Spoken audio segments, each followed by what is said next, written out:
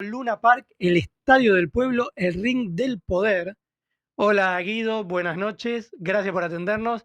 Acá estamos Guillermo Curó, Nico Luca, Valentina Berterrechi, quien te habla Alejandro Alfie, ¿cómo estás? ¿Qué tal, Ale? ¿Cómo están todos? Gracias por llamar, un gusto hablar con ustedes. Bueno, no, gracias por atendernos. Te queríamos consultar, viste, esto que salió de las nuevas reglas que impulsó el gobierno para los periodistas acreditados en Casa Rosada. Bueno, vos estás ahí trabajando. ¿Qué Sí, son estas exactamente. normas? Bueno, seguro que vos estás muy al tanto porque es una agenda que seguís la de la comunicación como pocos. Y bueno, es una resolución que salió publicada en el Boletín Oficial, la 1319, y es un plan que ya venía trabajando, ¿no? El gobierno lo había anunciado el propio Adorni en una entrevista que le dio a Luis Majul en La Nación Más el año pasado y lo enfriaron, ¿no? Ese proyecto quedó enfriado, se hablaba de de hacer una sala de conferencias de elite, que fuera un privilegio estar en la Casa Rosada, y bueno, se enfrió para no generar un problema a quien fue el principal ganador del domingo pasado, las elecciones de la Ciudad de Buenos Aires, ¿no? Bueno, una vez que se confirmó la victoria de Manuel Adorni, pasaron 3 días y se publicó esta resolución sobre la cual todavía hay varias opacidades, ¿no? No está claro cuál va a ser el criterio para reducir la presencia de acreditados, que hoy son 87, somos 87, en realidad hay más de 50 que vamos con regularidad, y bueno, la Casa Rosada quiere, primero que nada, reducirlo a 25, ¿no? Es decir, Esto que ya esa es sería una primera un medida, que en vez de los 80 y pico, 50 que van con regularidad, baje a 25.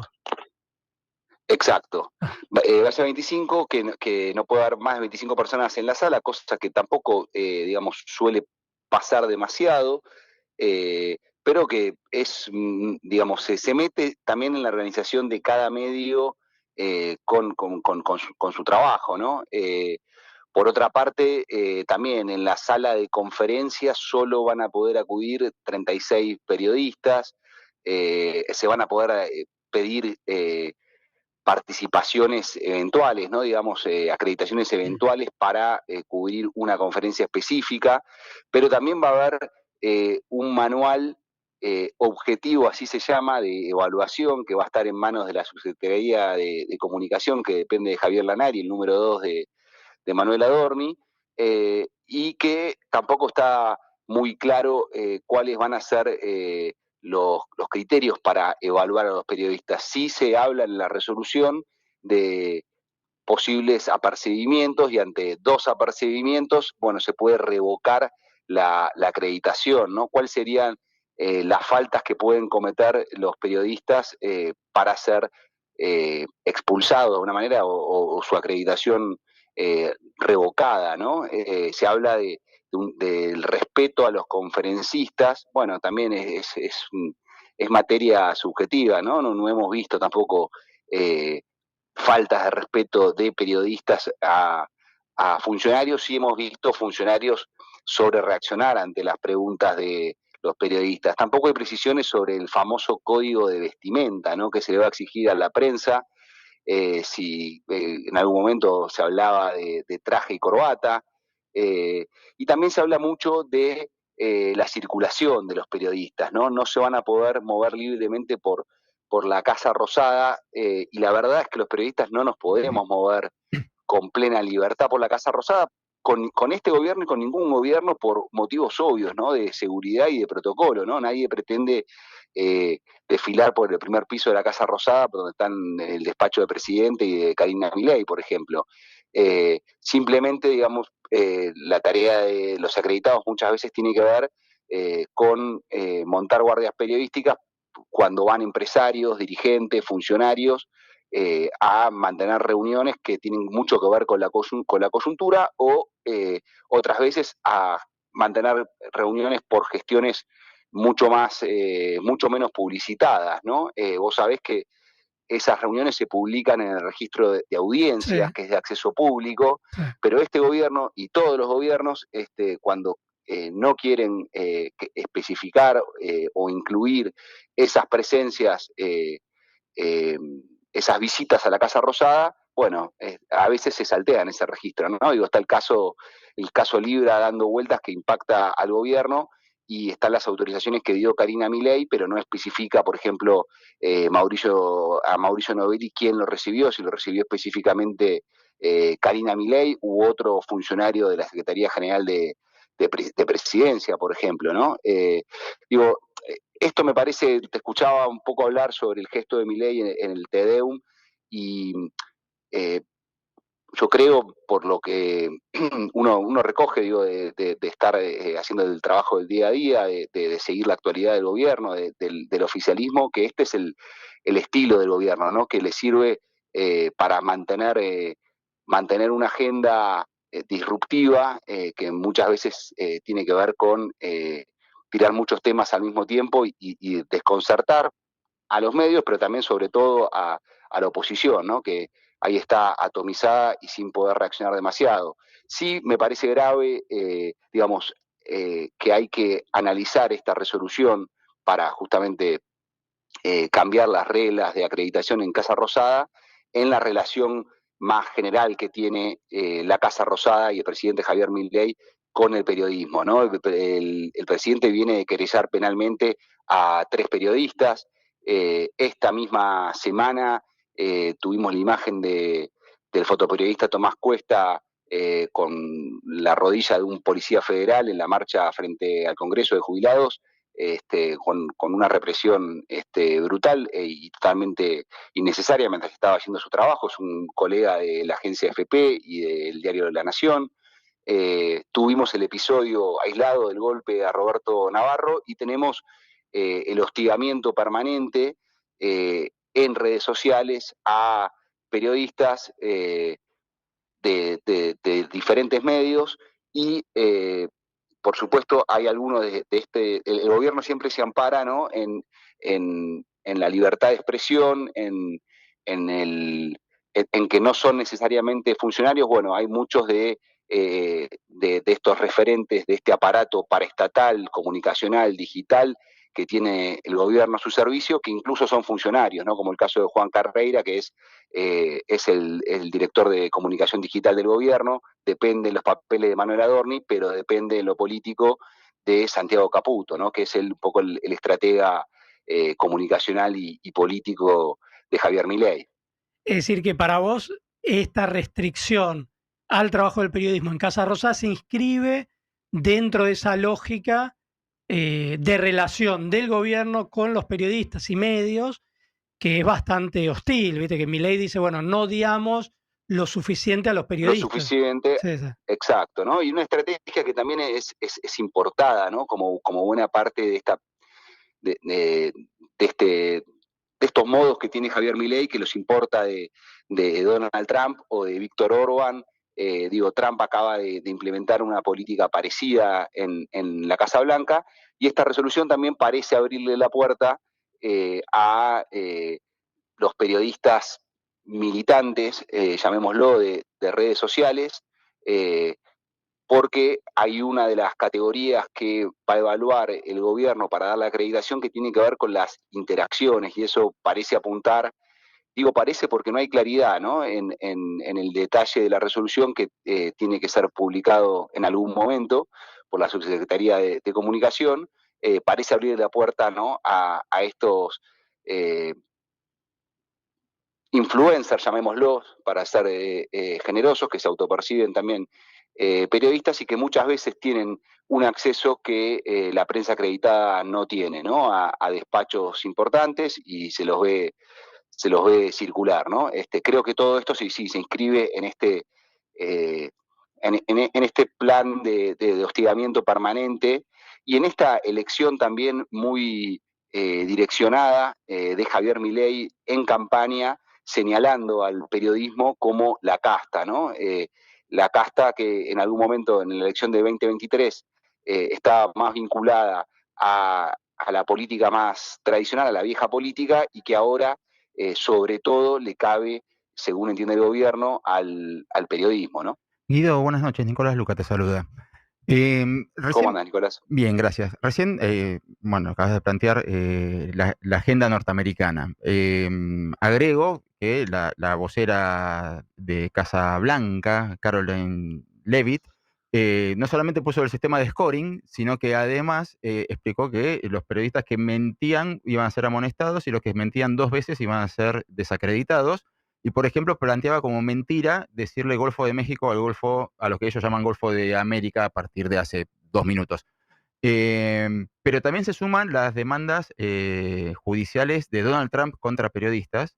Y atrás de eso, lo vi en un informe de la semana pasada de John Oliver en su programa para HBO, mostraban que ya había, o sea, documentaban que ya habían órdenes de dueños de medios que no querían tener problemas con sus licencias o con sus renovaciones de licencias o con sus fusiones o con lo que fueran y empezaban a pedir, eh, en algunos casos más extremos, que avisen sobre qué van a decir respecto del gobierno nacional antes y en otros casos diciendo suavicen las críticas. ¿Vos creés que ese panorama se puede dar o ya se está dando en Argentina? Eh, Creo que Javier Milei elige, ¿no?, a qué medios y a qué periodistas darles las entrevistas. Es un presidente que no da conferencias de prensa, es un gobierno que habla poco con la prensa, da pocas conferencias de prensa, digamos, con medidas importantes, salvo habría que ver los casos de Patricia Burch, de Luis Caputo en algún caso, pero mismo en la tarea de Manuel Adorni, que él sigue diciendo que va a renunciar el 10 de diciembre, bueno, lo sabremos ese día, si efectivamente es así, pero las conferencias de Manuel Adorni eran en algún momento diarias, ¿no? Tenían una periodicidad eh, casi diaria y después empezaron a ser más intermitentes, ¿no? Y después incluso desaparecieron durante varias semanas y volvieron a tener mayor fluidez en el tramo final de la campaña del propio Adorni en la ciudad de Buenos Aires. Eh, no sabría decirte o no me animaría a ser concluyente con cuál va a ser la relación de los medios con el propio gobierno. Creo que eh, el gobierno sigue, eh, por ejemplo, dice que eliminó la pauta publicitaria y tiene canales de pauta publicitaria, ¿no? A través de IPF, a través eh, de Banco Nación. Eh, Hay medios chicos que han sido beneficiados, como es el caso de La Derecha Diario, que tiene una relación casi militante con el gobierno, y está, no sé, digo, me cuesta pensar por ahí la fotografía más grande, ¿no? Me parece que el gobierno está más interesado también en el ruido que en la implementación genuina de la resolución. Vamos a ver hasta dónde llega, ¿no? Por ahora pareciera haber bastante silencio por el lado de la asociación de, que nuclea a los principales diarios. No es así en el caso del Foro de Periodismo Argentino o en el caso del Sindicato de Prensa, que ha sido más taxativo, ¿no?, para rechazar esta resolución. Pero Javier Milei en ese sentido, a la hora de repartir agravios, no discrimina, ¿no? Tiene para todos los medios grandes, incluso para los grupos con los que sigue hablando con determinados periodistas, ¿no? Está el caso de Gabriel Anelo en Radio Mitre, a quien le dio una entrevista larguísima el viernes por la noche, y si entras al Twitter del presidente de la Nación, lo primero que dice, bueno, Clarín, el gran engaño argentino, ¿no? Hay también una idea de replicar lo que fue la pelea del kirchnerismo, sobre todo en el año 2009, 2010, en la época más aguerrida de esa pelea con los medios, ¿no? Habrá que ver cuál es la posición de los medios en general. No lo sé, en una palabra para contestar a tu pregunta. Y vos estás acreditado en Casa Rosada desde 2015. ¿Qué Yo cambios, estoy, ¿no? sí, ¿Qué cambios notás en estos 10 años en esa cobertura periodística en Casa Rosada? Creo que bueno, de todos 2015, ¿no? Que estás. Sí, Ah, yo empecé más o menos. cubriendo el gobierno de Macri, Ajá. seguí cubriendo el gobierno de Alberto Fernández y también el de Javier Milei. Ujú. Yo escribí una columna el viernes repasando un poco esta resolución y me hacía eco de una frase que me dijo un antecesor de Manuel Adorni, que se refería a la relación entre el periodismo y la política, ¿no? Como un deporte de roce, ¿no? Ese mismo funcionario me recomendó alguna vez que me buscara otro trabajo. Lo que quiero decir con esto es que la relación entre el periodismo y la política siempre es tensa, siempre hay rispideces y siempre hubo una tirantez, ¿no? Y siempre va a haber una tirantez que hasta puede ser saludable entre el periodismo y eh, el gobierno de turno.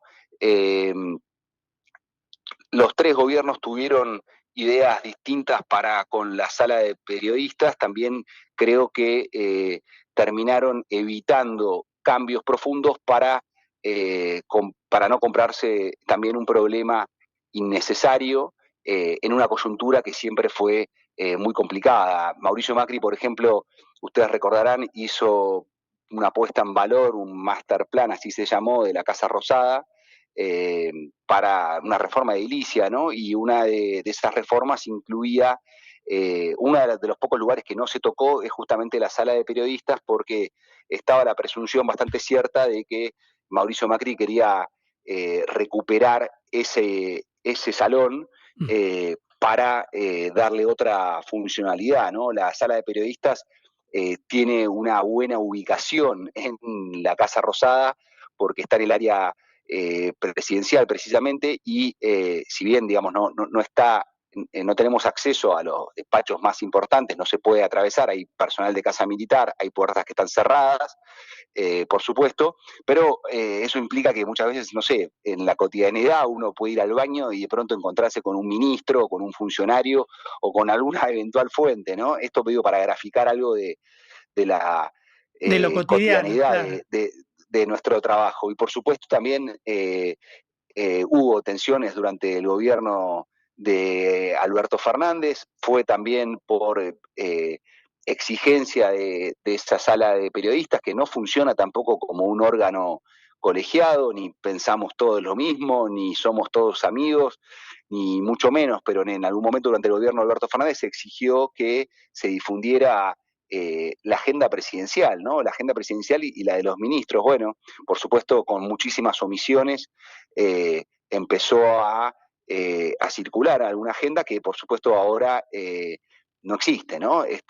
Ahora hay sí gacetillas de comunicación o la oficina de comunicación del presidente que no existe como órgano gubernamental, pero ustedes habrán visto los comunicados de presidencia Sí. de la nación con ese sello, ¿no?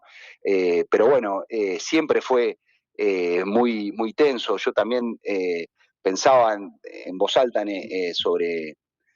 esta nota que publiqué en Clarín, que en estos 10 años, ¿no? Hace 10 años Manuel Adorni tenía un trabajo muy distinto, ¿no? Vinculado, entiendo, a la venta de automóviles y después sí tuvo una carrera meteórica en los medios que le abrió la puerta para ser vocero y hoy evaluar la tarea de los periodistas, ¿no?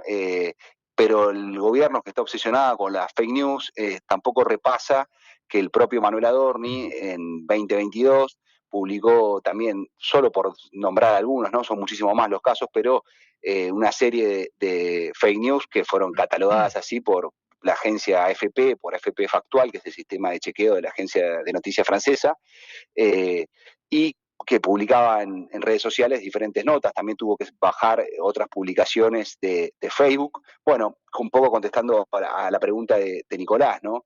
Eh, los dueños de las empresas tecnológicas han cambiado su posición respecto de la moderación de contenidos o el filtro de contenidos para no esparcir tantas noticias falsas a través de redes sociales, y ahí lo tuvimos a Zuckerberg y a Jeff Bezos en la asunción de Donald Trump, ¿no? Un Jeff Bezos que es el dueño también de Washington Post y Ujú. que, bueno, también se metió muchísimo en lo que tiene que ver con las publicaciones de opinión y por primera vez en mucho tiempo Washington Post no sentó una posición de cara a las últimas elecciones en los Estados Unidos. Hay algo de todo este espíritu que da la vuelta, pero por supuesto me parece muchísimo más grave las fotos que vimos en el Congreso con represión policial. Bueno, el episodio del fotoperiodista Pablo Grillo, a quien Gendarmería le rompió el cráneo de un disparo, y las propias denuncias penales, ¿no?, de el presidente contra otros periodistas, ¿no? Así que sí, te diría que no ha mejorado particularmente el vínculo entre el periodismo y el gobierno. Este gobierno tiene una animosidad en particular con el periodismo que no tenían sus antecesores. Eh, el gobierno de Macri intentó tender algunos puentes. Hay que decir que Macri daba conferencias de prensa. También es cierto que nunca le dio una nota a C5N o a Página 12, ¿no? Y Alberto Fernández hablaba también, tenía una agenda de comunicación muy desordenada durante buena parte de su mandato y hablaba con quien quería. También asumió hostigando a algunos periodistas en redes sociales, ¿no? También publicó posteos que ofendían a algunos periodistas. Todo eso es cierto, por eso digo, no es que Javier Milei haya inventado la pólvora, pero se ve una animosidad muy peligrosa para mi gusto desde lo discursivo que puede pasar a la acción, ¿no? Que no está exento de que pase a la acción. Guido, ¿cómo estás? Guillermo Curo te habla. Perdón. Me gustaría aprovechar que tenemos la posibilidad de charlar con vos acá en Contacto Digital para llevarte a otro tema también de actualidad. Como decíamos en la presentación, sos coautor del libro Luna Park, El Estadio del Pueblo, el Ring del Poder, un libro que recomendamos mucho, que es una investigación muy minuciosa sobre la historia del estadio desde los años 30 hasta la muerte y lo que sucedió después de la muerte de Tito Lecture. Entonces, con respecto a eso, me gustaría, entiendo que vos también investigaste lo que tuvo que ver con esta noticia reciente de que se lo podría demoler, pero dejar la fachada para que no se entienda que se está tocando un monumento histórico. ¿Qué sabes de ese tema? Bueno, te diría que me parece que también hay muchos intereses cruzados, ¿no? En lo que tiene que ver con esa posible refacción de Luna Park. Nosotros en el libro que hicimos con Juan Bordón, ese libro se publicó en el año 2017, con lo cual, digamos, la investigación se cierra ahí, pero lo cierto es que, bueno, con algunas fuentes a las que tengo acceso justamente por esa investigación y he podido consultar, eh, bueno, hay quien relativiza, ¿no?, la idea de una demolición total. Sí, en los hechos lo que sabemos es que la Comisión Nacional de Monumentos aprobó sin objeciones un plan de remodelación muy agresivo que dicen desde el arzobispado, que son en parte los dueños del Luna Park, el resto es de la obra salesiana de Don Bosco y de Cáritas, ¿no? Son los dueños del Luna Park. Después repasamos, si quieren, por qué. Pero lo cierto es que ellos dicen no va a haber una demolición, queremos más Luna Park, y la idea es que bueno, pueda incrementarse también el aforo y el negocio también, en el caso de la iglesia, para poder hacer más obras de caridad, que es lo que hace con lo recaudado con el Luna Park, ¿no? Que ahora se está concesionando por 40 años y está este plan de remodelación que implicaría, según dicen estas fuentes, mantener las paredes y, bueno, elevar el aforo hasta 13.000, 14.000 personas, hacer un estacionamiento subterráneo y hasta un edificio. O sea, eso afectaría el techo y todo lo que está dentro, ¿no? Al ser monumento nacional, tiene una protección estructural todo el edificio. A mí lo más curioso, después están las discusiones, ¿no? Digo, en Argentina nos atraviesan por ahí algo más idiosincrático con los estadios. Está el ejemplo de la cancha de Boca o de la cancha de River en su momento, que tampoco los socios no querían que se mudara. Eh, Digo, en otros países se demuelen los edificios y se hacen de vuelta. Nosotros tenemos otra relación más distinta, digamos, ¿no?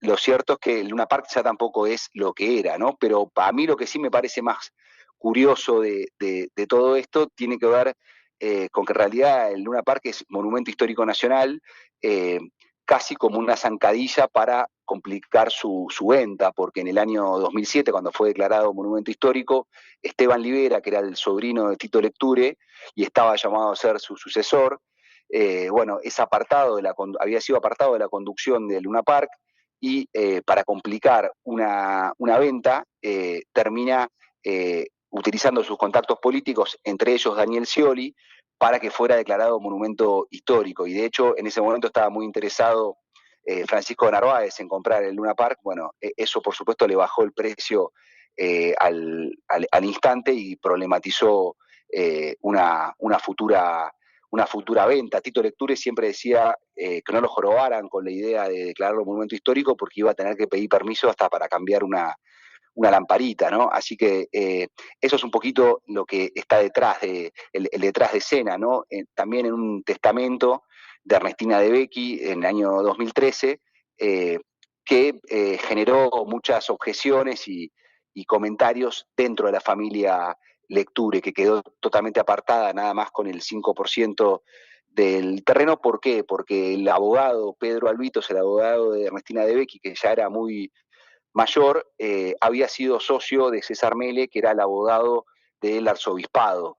Así que, bueno, una coincidencia por lo menos sugerente que, bueno, por lo menos a nosotros nos resultó bastante peculiar en la investigación que hicimos con Juan Bordón. Le contamos a los oyentes que, como dice Guido, todo esto está muy pormenorizado en este libro del Luna Park, que supongo que todavía se podrá conseguir, y realmente es una lectura muy interesante, no solo para entender cómo fue desarrollándose ese estadio, sino lo que pasaba en la sociedad y en la política argentina a lo largo de todas esas décadas. Y te agrego algo más, porque yo no lo quiero despedir a Guido sin preguntarle cómo fue el primer Luna Park, es decir, en qué lugar estaba, porque escuché en una entrevista que lo comentó y me gustaría que lo repita brevemente, porque nos estamos quedando sin tiempo, pero ¿dónde estaba el antiguo Luna Park, el primero? El primero estaba donde hoy está el obelisco, ¿no? En la vieja 9 de julio, en Corrientes 1066, estaba ahí antes de que se empezara a ensanchar la 9 de julio, ¿no? Y después también tuvo perdóname, el primero también Sí. estuvo en Barracas, en la calle Rivera al 600. Eran también emprendimientos más vinculados al espectáculo, ¿no? El Luna Park se llama a los parques de diversiones que hay en Italia, sobre todo. Hay uno en Nueva York, de hecho, que se llama Luna Park en Coney Island, que todavía está en pie, y ese fue el nombre que tomó Domingo Pache, ¿no? El padre de Ismael Pache, quien después con José Lecture terminaron fundando el Luna Park que conocemos hoy. Pero ahí donde está el obelisco, se transmitió, por ejemplo, en el año 23 la pelea de Firpo contra Dempsey.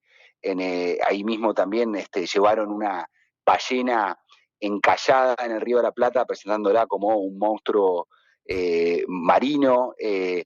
Fue un primer estadio en una ciudad de Buenos Aires que era muy distinta y que, bueno, después, ante la necesidad de mudar el estadio, terminan edificándolo en la sede de Corrientes y Gullar, que todos conocemos, en un terreno alquilado al ferrocarril. Y bueno, y ahí arrancó esa historia, ¿no? De un estadio en un terreno alquilado, sin techo, y que, bueno, y que recorrió ya casi más de 90 años de historia. Bueno, Guido, te agradecemos muchísimo realmente y como decía acá Guille,